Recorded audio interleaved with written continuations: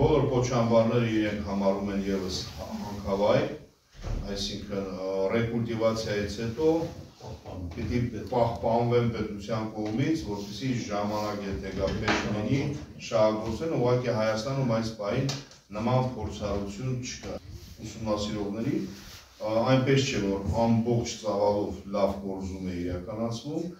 եւ մյուս ուղեկից տարերը, որոնք այնտեղ կան, բենզին ուղեկից իրենք եւս մեծ քանակներ են կազմում, այսինքն նրանք եւս, բայց այս պահի դրությամբ, ինչպես դուք նշեցիք, հատկապես այս տարածաշրջանում, նույնիսկ եթե մենք ցանկանանք, օրինակ չգիտեմ, պիլոտային ձևաչափով,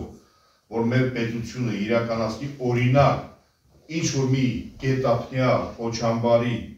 վերաշահագործում կամ ասենք